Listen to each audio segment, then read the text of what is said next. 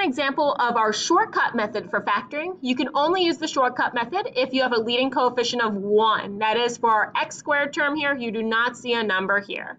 This is also called the diamond only method because you're only using the diamond portion of that diamond box method.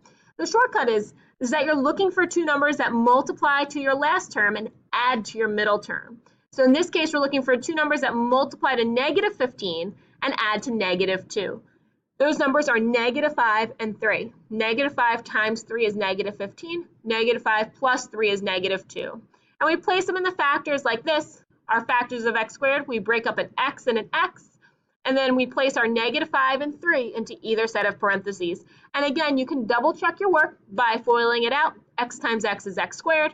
We get a positive 3x and a negative 5x, which gives us our negative 2x.